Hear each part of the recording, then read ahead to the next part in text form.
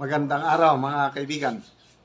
Pag-usapan natin itong post ni Mr. Jason sa 12 hours ago na i-post niya ito. Sabi niya, basta, ang sabi ni Presidente Bonget, ang ganda-ganda ng ekonomiya ng bansa ngayon.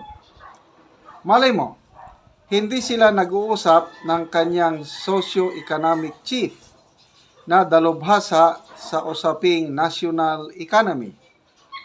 Ang importante at mahalaga, mahusay ang pagkakabasa at delivery ng kanyang speech.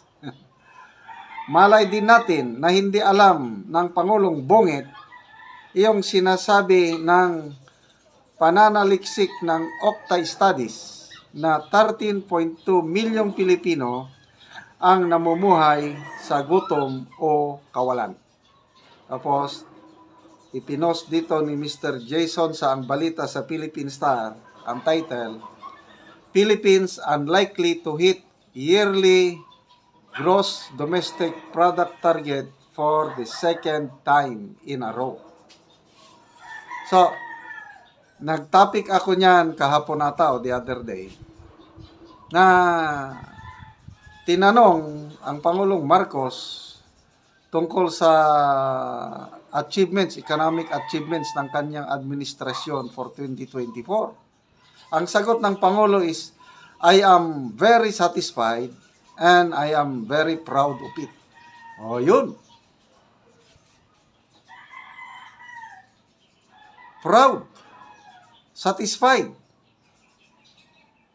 So, paano siya proud? Paano siya maging proud o satisfied na ang NEDA chief, ang Department of Finance chief, nagsasabi na 2 taon na, 2023 and 2024, hindi na-meet yung economic, yung gross domestic product growth target for the second time in a row. So, hinala ni Jason sa hindi nag-uusap ang Pangulo at ang kanyang gabinete. Okay, basahin ko itong news The National Economic Development Authority admitted that it will be difficult to reach its minimum growth target for 2024 following the calamities that hit the country toward the end of the year.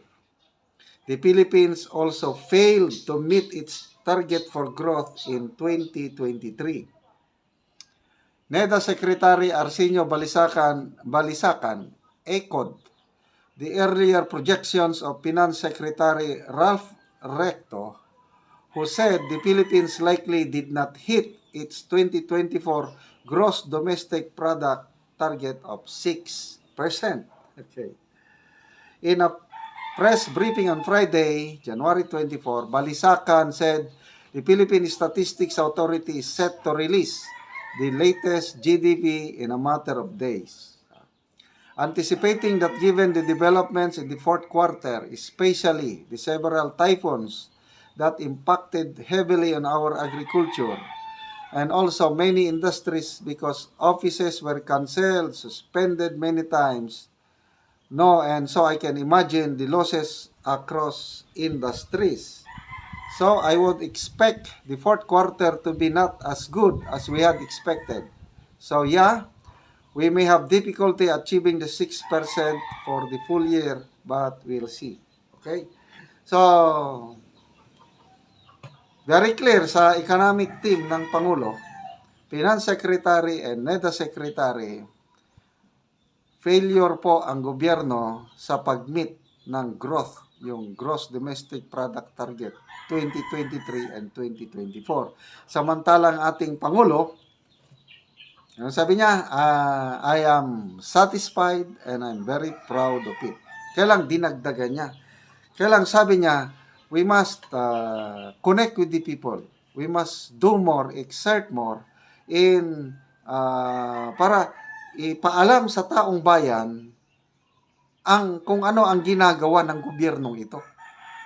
Inaamin ng Pangulo na ang taong bayan hindi makarelate itong sinasabi ano sabi nila, second fastest growing economy daw ang Pilipinas sa Southeast Asia. I don't know kung ano yung basihan nila doon. Ang alam ko lang na ako, daman-dama ko ang hirap ng taong bayan ngayon. Although, personally sa aming pamilya, dahil may pension ako, may mga anak ko, wala nang problema, nakakakain kami kung anong gusto naming makain, nakakapamasyal. Kaya lang, apektado na kami sa napakataas na presyo. Nagre-reklamo na rin ako. 1,000, magpunta ako, magbili ng isda man o ano dyan, kakaunti yung mabili ko. Kaya naisip ko, kung kami nga nahihirapan na how much more, yung kababayan natin na minimum wage earners.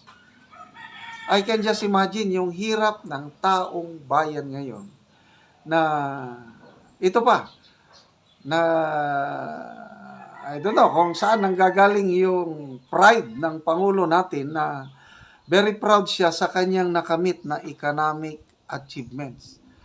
O SWS research, kasi isa sa pinagkakatiwalaan kong research, SWS. Dumarami ang bilang ng pobreng Pilipino.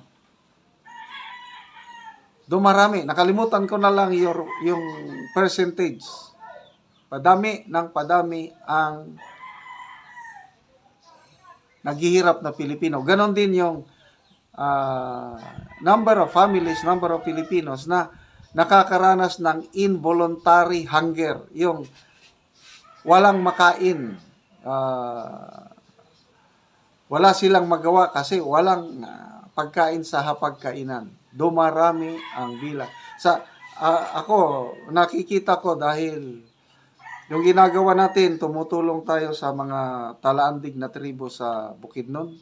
Pinapasyalan ko sila. Kitang-kita ko yung hirap ng buhay doon. Mabuti na lang at itong ating channel, nakakatulong tayo sa limited number of families pa lang natutulungan natin. Nakapagpatanim tayo ng gulay, kamote, sayote. Ngayon, yung lakatan na saging, nagsisimula ng namunga. At least na nabawasan, nahibsan yung kagutom ng ilang number of families sa Talaandig tribe. Kaya marami pa rin ang naghirap. Ito, sa kanilang shelter or pabahay, kawawa ang mga bahay ng Talaandig sa Bukidnon. Tumutulo na ang mga bubong nila. Yero, butas-butas. Yung iba, walang yero, kundi trapal, cellophane, sako. So, salamat sa inyong panonood sa ating mga vlogs, videos. Dahil nakakabili tayo ng yero at pako, libre. Nagbibigay tayo ng 10 yero, 10 pirasong yero, 10 feet ang kataas plus 10 kilos na assorted nails para makapagpatayo sila ng bagong bahay or ma-repair ang kanilang bahay. Salamat sa inyong tulong. Panoorin nyo ang video na ito. Ano siya, ang balay. Nga makita gani, nga gisumpay-sumpay ra siya. O luoy gyud kaayo. O ang ilang sulod, kita gid nato nga tulo na. O kini ang mga tigulang gyud nga tag-iya. Niini nga balaya. Nga gisumpay-sumpay in taon, nga yero. O pinakaluluoy gyud sila. Nga mga tigulang na. Mga tigulang na in taon sila. O wala na gyud sila ikapalit. Tungod sa kalisod. Nga inaani gyud ang ilang kabutang. Bisan pa gani ang ilang isip, ilang tigdaanan. Makita gyud nga kuha na siya. Mga tulo na gyud. Mga buslot-buslot, mura na gani mga bituon nga makita. Di apa ang kuha lagi nila. Isip ilang higdaanan.